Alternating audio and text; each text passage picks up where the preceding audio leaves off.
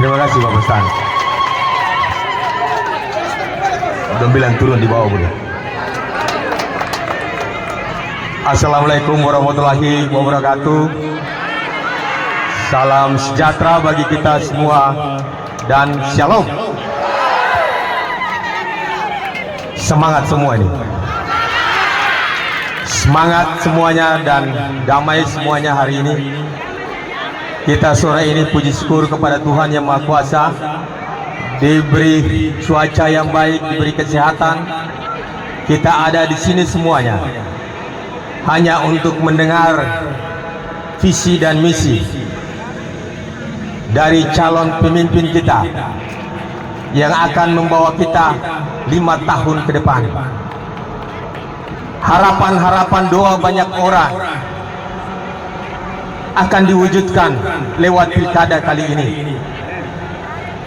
Jadi biar beta hormati Bapak RT di Rombengan, Bapak RT Kampung Prangan, Bapak RT Kampung Baru yang sempat hadir, dan semua Bapak Ibu yang sempat hadir hari ini, dan sahabat-sahabatku, teman-temanku Desi Tua, Rombengan, Kampung Baru, Kampung Prangan, Air Merah yang beta sayangi.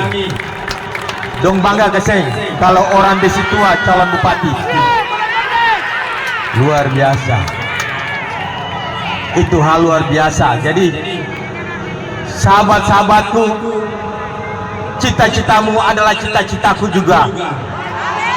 Harapanmu adalah harapanku. Kebanggaanmu adalah kebanggaanku. Jika 5 tahun ke depan kita bisa membuat Aru ini menjadi lebih baik.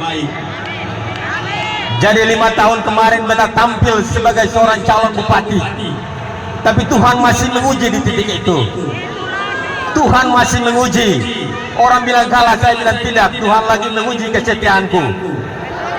Apakah engkau masih setia untuk melayani negeri ini atau tidak?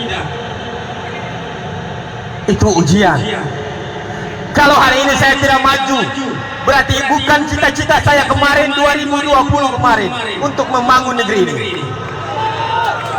Tapi 2020 kala Tuhan mengangkat mukaku. Tuhan memberi jalan, membuka rezeki bagiku. Itu adalah doa-doa Bapak Ibu semuanya. Tanpa doa-doa Bapak Ibu dan harapan Bapak Ibu semua dan saya, mungkin hari ini saya tidak punya kesempatan untuk maju calon bupati. Karena calon bupati ini butuh duit. Tapi karena doa-doa Bapak Ibu semua, hari ini saya berdiri di sini untuk mewujudkan cita-cita itu.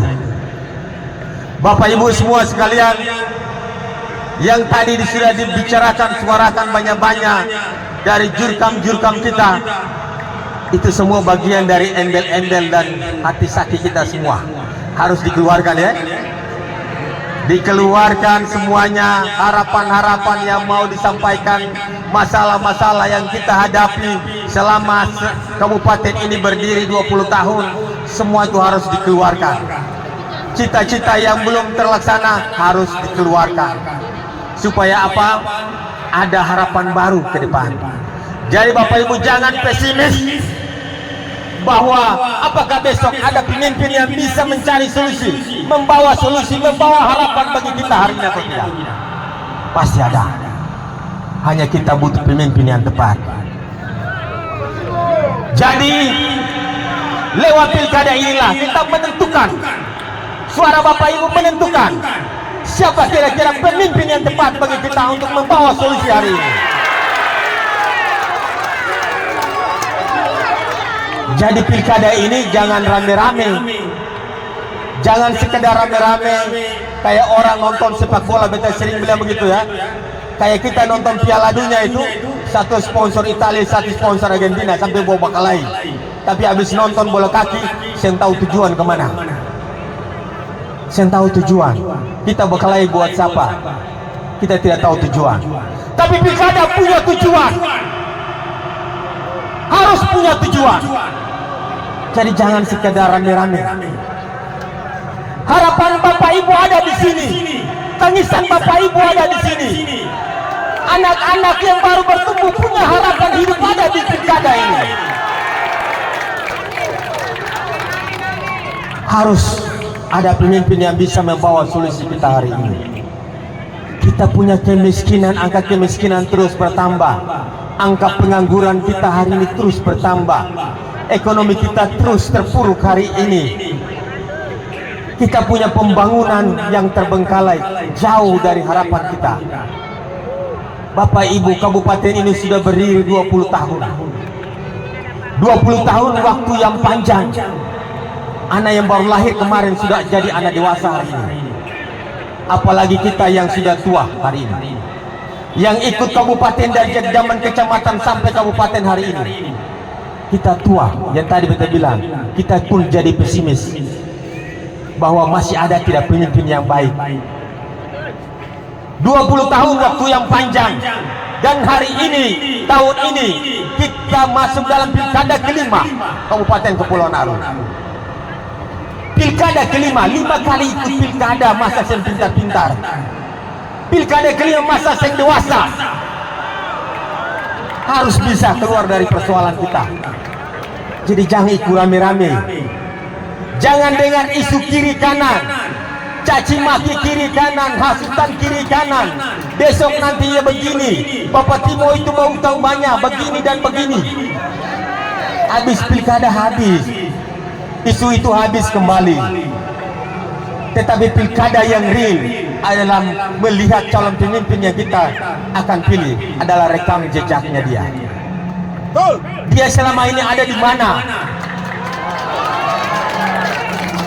Kalau saya hadir setiap hari dengan Bapak Ibu, pilkada kalapun saya tetap ada di kabupaten ini.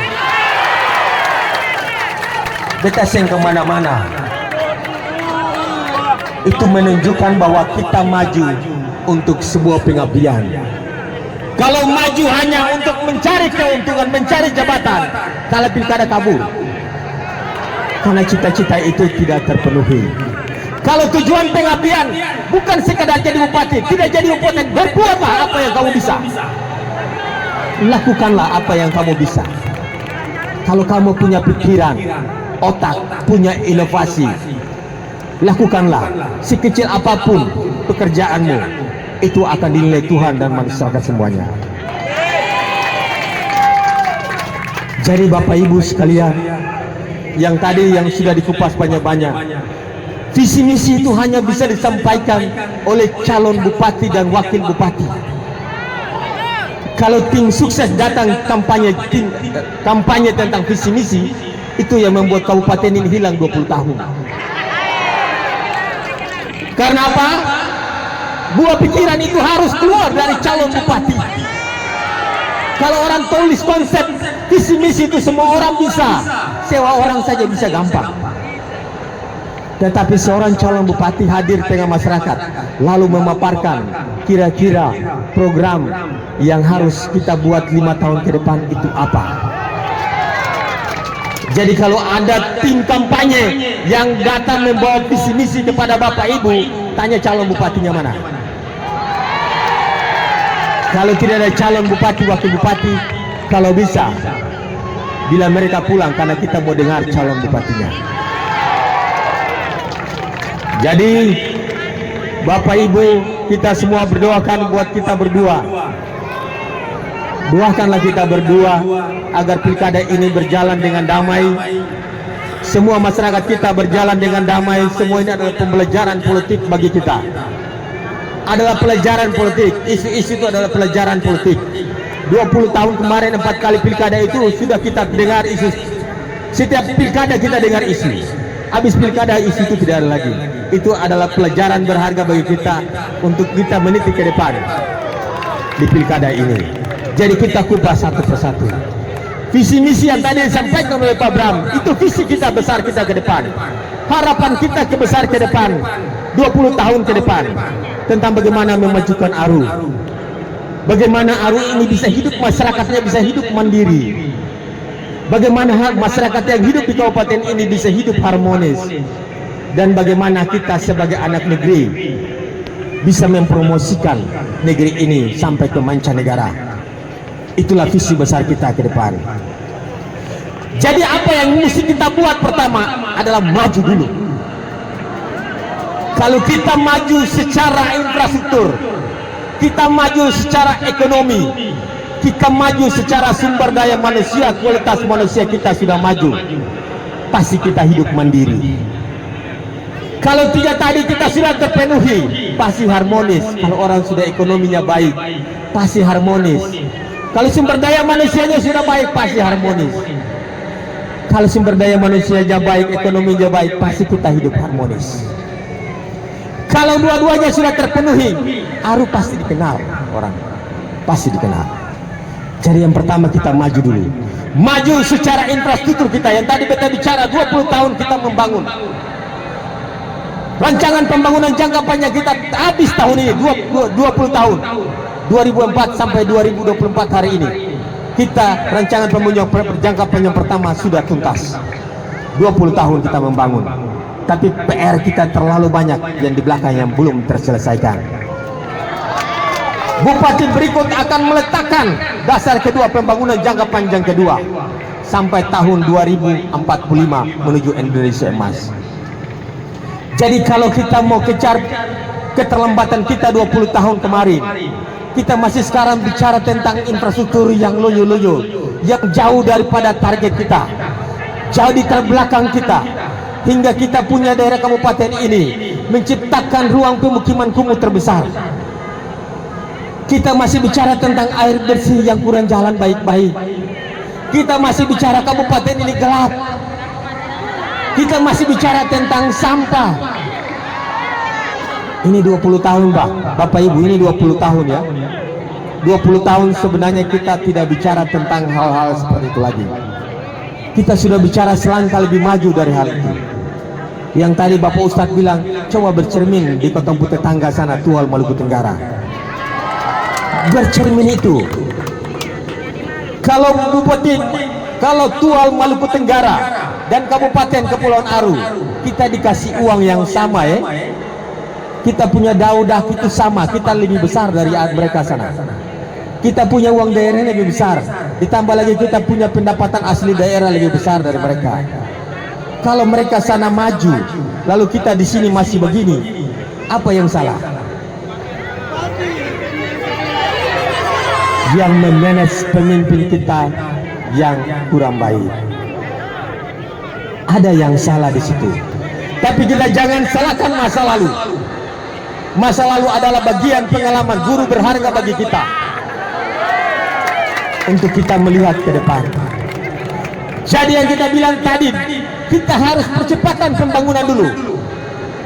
Ada berbagai macam program pembangunan kita, tetapi yang kita prioritaskan adalah pembangunan menuju sumber daya perikanan kita, pengembangan sumber daya perikanan kita.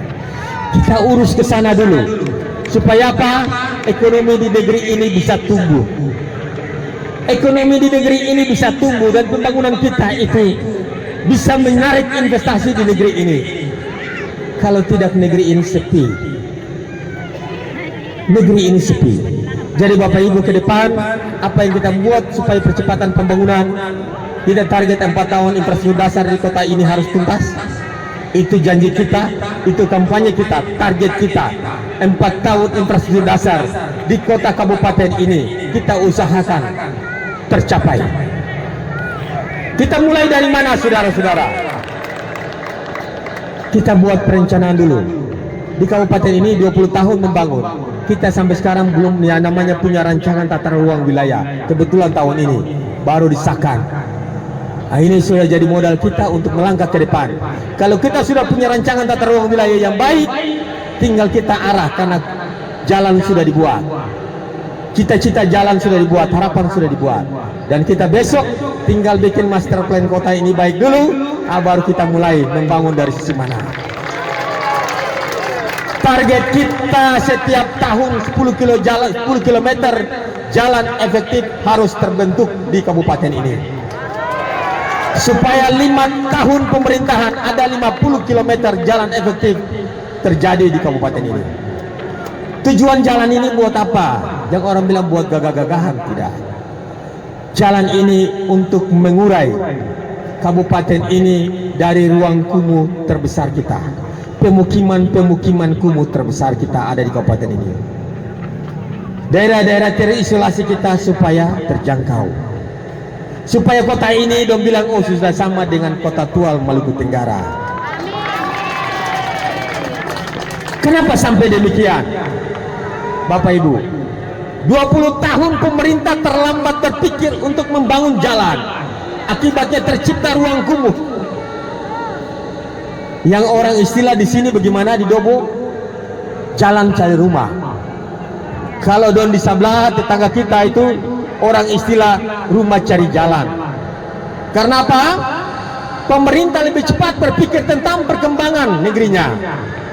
Karena setiap tahun itu pemukiman itu terus bertambah terus bertambah. Jadi jalan ini fungsinya itu.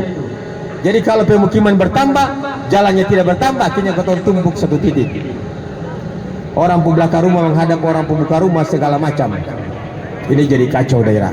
Jadi kita mengarah ke sana, pembangunan kita, target kita, pelabuhan-pelabuhan perikanan kita bangun, akses-akses jalan dan sebagainya kita bangun, kawasan industri perikanan kita harus bangun, akses transportasi menuju dari desa, kecamatan, kabupaten harus kita bangun, supaya kita punya saudara-saudara yang di pesisir sana mau datang bawa apa, pulang mau bawa apa, untuk pengembangan desanya bisa terwujud. Makanya kampanye kita hari ini, bagaimana orang desa mencintai desanya. Kenapa orang desa mencintai, tidak mencintai desanya? Bukan tidak mencintai. Orang dari desa lebih cenderung migrasi dari desa ke kota. Karena apa? Di desa tidak ada uang. Hidup butuh duit. Dia harus datang ke kota. Kenapa sampai tidak ada uang di desa? Satu saja masalah. Bukan tidak ada sumber daya alam. Sana punya sumber daya alam yang berlimpah. Satu saja masalahnya, transportasi kita yang belum memadai. Ini harus diwujudkan dalam 5 tahun. Supaya orang desa kita mau datang bawa hasil kebun, mau datang bawa hasil tangkapan laut, semuanya gampang dan murah dan cepat. Supaya di sana ada uang. Kalau di sana sudah ada uang, orang desa yang tinggal di kota sini akan kembali tinggal desa, kan desa lebih prospek. Jadi itu dari sisi pembangunan. Kalau kita punya pembangunan ini baik, makanya orang datang mau investasi di negeri ini, mau bekerja sama dengan kita. Untuk apa? Tujuannya pertama, kita punya pendapatan asli daerah bisa meningkat. Yang kedua, mengatasi angka pengangguran kita. Angka pengangguran ini terus bertambah di kabupaten ini, Bapak Ibu. Dan angka kemiskinan, kalau kita bicara pengangguran, bicara kemiskinan, dua sisi berkaitan. Kalau orang tidak kerja pasti miskin. Jadi Bapak Ibu, ini sadar ya, bahwa kita tiap tahun angka pencari kerja kita sekitar 4.000 anak. Karena kita hitung dari mana? Setiap tahun itu lulusan SMA kita itu sekitar 3.000 anak di kabupaten ini. Lulusan sarjana anak ARU itu sekitar 1.000 anak. Yang tadi Bapak mau bilang sedikit-sedikit itu. Sekitar 1.000 anak, berarti ada 4.000 anak adalah lulusan kita tiap tahun. Angka lulusan ini adalah angka pencari kerja kita. Kalau hari ini Bapak Ibu dan saya berpikir bahwa anak-anak itu lulus, berharap lulus dan jadi pegawai negeri, ini celaka kita ke depan. Karena apa? Setiap tahun itu lowongan di ASN menjadi pegawai negeri itu cuma paling banyak 300. Yang Bapak mau bilang tadi, tahun ini baru ada 1.000 lebih. Sekitar 300 penerimaan pegawai negeri tiap tahun. Lulusan kita ada 4.000. Berarti 3.700 orang lainnya tereliminasi. Kembali bantu orang tua di kampung. Kemarin kita dapat di Bali sana ada seorang sarjana S2 cungkil batu di laut. Itu contohnya. Apa solusi kita ke depan? Solusinya tadi itu. Selain menjadi pegawai negeri, ada lowongan kerja baru harus dibuka, yaitu di dunia investasi itu. supaya dunia investasi ini bukan saja lapangan kerja, bisa tercipta lowongan-lowongan kerja baru, bisa tercipta usaha-usaha kecil baru yang bisa tumbuh di negeri ini. Karena peredaran uang, ekonomi itu peredaran uang, sumber dari satu ke satu dan satu ke satu. Jadi kalau kita punya di sini sumber daya manusianya baik, sumber buminya baik, makanya kita punya ekonomi itu pasti maju. Kita punya ekonomi maju. Jadi kalau kita punya investasi baik, kita punya lapangan pekerjaan baik, kita upayakan supaya 30% dari penduduk ini punya lapangan pekerjaan. Inilah pangsa pasar kita. Pangsa pasar ini akan memicu usaha-usaha kecil kita. Kalau kita mau bikin usaha kecil apapun, kalau tidak ada pangsa pasar itu percuma, Bapak Ibu. Jadi yang tadi kita bicara dari sisi pembangunan, kita sekarang bicara sisi ekonomi yang tadi sudah bicara, Bapak Ibu. Ini manisui apa? Jadi itulah sumber-sumber yang akan kita kelola nanti, Bapak Ibu.